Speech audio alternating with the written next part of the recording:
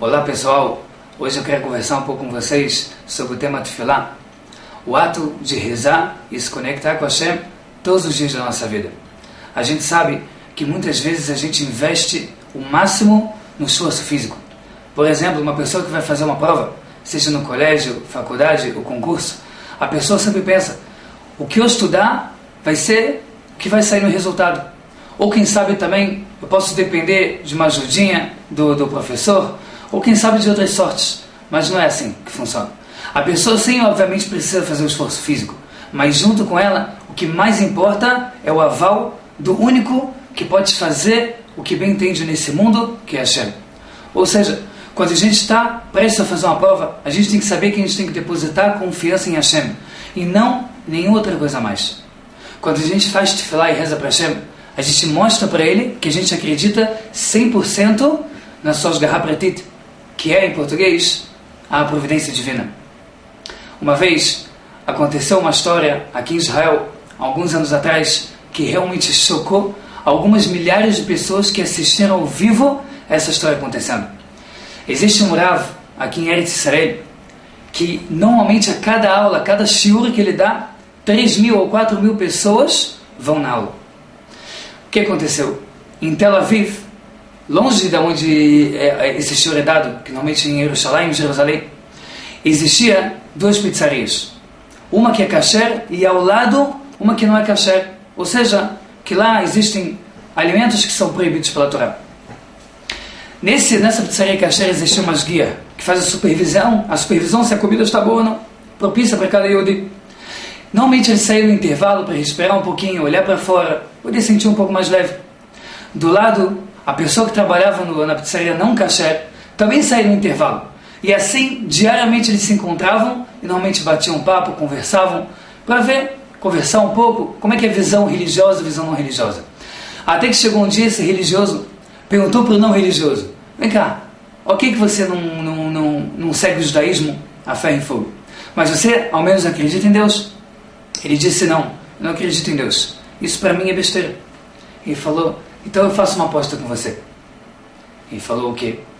Eu quero que você vá num shiur de um rabino muito importante, que é esse que a gente falou no começo da história, e eu quero ver lá você argumentar, apresentar a sua teoria, e quem sabe você às vezes até convence um rabino que não existe Deus, convence também todo o auditório. Você topa ou não? E ele topou. Alguns dias se passam, chega o dia desse grande shiur em Jerusalém. Ele vai até o local e vê que existem milhares de pessoas sentadas. Não existe mais lugar para ele sentar. Ele pensa em sentar nas escadas, que fica num corredor atrás do auditório. E lá ele começa a assistir o shiur. Começa o shiur, passa um tempo, o rabino explica histórias maravilhosas, dá explicações e teorias da Torá que realmente conseguem completar e fazer a nossa mente entender a importância de Hashem nesse mundo, a importância da nossa Torá. E chega o momento das perguntas. Vem essa pessoa que não é religiosa e pede o microfone. Ele pede o microfone e fala, eu quero fazer uma pergunta, eu quero argumentar. Boa noite, Rav. Eu quero dizer para você que para mim é um absurdo acreditar em Deus. Tudo acontece de forma natural nesse mundo. Por que existe Deus? Por que todos vocês religiosos acreditam nisso? É só pensar um pouco. O Rav Amnon Yitzhak, que é esse rabino grande que a gente está falando, começa a explicar provas e provas lógicas e de fé de como é óbvio que existe Deus. E agora eu não quero entrar nesse tema de qual foi a discussão, mas a discussão, as perguntas e as respostas não param. A tal ponto que vem o Rav Amnon Yitzhak, pergunta para o público, pessoal, eu estou vendo que eu preciso dar uma aula por si só para essa pessoa. Será que eu posso pegar um pouco do tempo e dar uma aula? As pessoas fizeram cara de sim, outros não fizeram nada, mas enfim, de uma forma geral foi aceito. Então o Rav Amnon Yitzhak pega alguns minutos e dedica só para essa pessoa. Começa a falar da importância de Hashem, provas lógicas, começa a aprofundar em teorias, começa a quebrar teorias que são contra de ateísmo, contra não só o judaísmo, como a visão que existe de Deus nesse mundo. E desse jeito, ele vai começando a perder o argumento, vai começando a perder a discussão. Mas óbvio, o orgulho, o ego, não deixa ele aceitar que ele está errado. Quando termina o shiur, o Rav Amnon Yitzhak oferece kippah e tzitzit para algumas pessoas que querem. Gente, sem nenhum custo. Quem quiser colocar kippah e tzitzit, tem aqui no final do shiur. Muitas pessoas vão lá, colocam tzitzit, colocam kippah, se sentem bem, querem se conectar um pouco com os judaísmo. Essa pessoa não religiosa começa a olhar de longe e fica pensando, o que é aquilo, tzitzit? Kippah, ele sabia, ele via muito. Mas tzitzit, por mais que ele via aquele fiozinho, ele nunca viu o tzitzit inteiro, pensou qual o significado desse mandamento no judaísmo. Ele começa assim a querer se aproximar devagar, para ver o que eles estão fazendo, o que eles estão falando, uma brahá, uma benção onde se colocar o tzitzit. Até que ele chega perto do Rav Amnon Yitzhak, quando ele se vê, ele está do lado dele. O Rav Amnon Yitzhak olha para ele e fala, o que você está fazendo aqui? Você? Brincando com ele. Você que discutiu tanto comigo durante a aula. Você quer um tzitzit? E ele não tem tempo, não sabe direito o que responder e fala, tá bom, eu coloco um tzitzit. Vai saber, talvez por educação, mas ele aceitou o tzitzit. Falaram para ele abrahar, para ele fazer, ele colocou. Assim que ele coloca o tzitzit, ele sentiu uma emoção absurda. Uma emoção que ele nunca sentiu na vida. As pessoas começaram a falar para ele que agora ele era um Baal Teshuvah. Uma pessoa começou a retornar ao caminho do judaísmo, que até brahá, bênção, ele poderia dar. Passam algumas semanas desse dia estrondoso na vida dele. Ele começa a sentir uma dor no braço. Vai ao médico, volta ao médico, exames. Existe uma doença nele, Deus nos livre, que está obrigando ele agora a ter que tirar uma parte do braço. Ele vai e faz um último exame que vai definir se ele vai ter que fazer essa cirurgia ou não. Desespero total. Em algumas semanas a vida dele muda completamente. Ele chega para fazer esse exame e quando ele entra na sala, ele desesperado, morrendo de medo, não sabe como agir. Faz um exame e a pessoa que fez o exame diz, realmente está constatado, é isso que você tem? Não tem o que fazer? Essa é a única opção de ter que tirar a parte do membro. É a única opção que a gente tem na mesa. Ele nesse momento olha para cima e desesperadamente de todo o coração fala, Hashem, é a primeira vez que eu estou falando com você.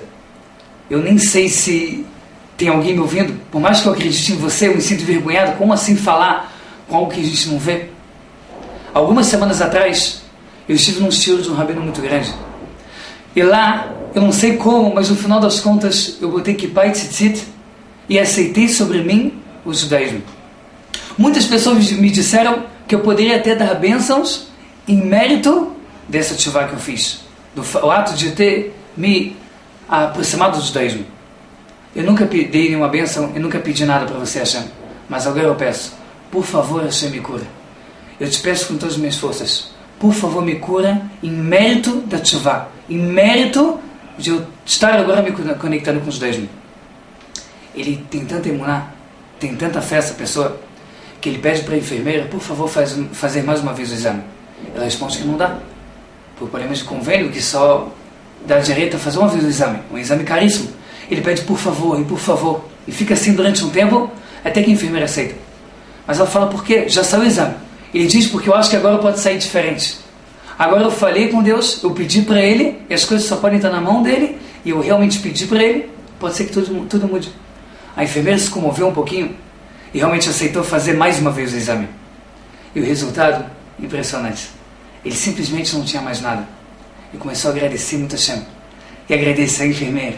E agradecer a mesa onde ele estava deitado para fazer o exame. Começou a querer agradecer tudo. Algumas semanas depois, ele pediu para o Rav Amnon Yitzhak, por favor, deixa eu ir no shiur, mas não só no shiur, porque todas as pessoas podem ir, mas me deixa contar essa história que aconteceu comigo em mérito da Torá, em mérito das mitzvot do judaísmo. O Rav Amnon Yitzhak falou, óbvio, por favor, eu faço questão que você fale. Falar em nome da Torá, por favor. Ele conta essa história frente a, de novo, 3, 4 mil pessoas. E é aplaudido de pé pela sua demonstração de emuná, de confiança em Hashem e de tefilá.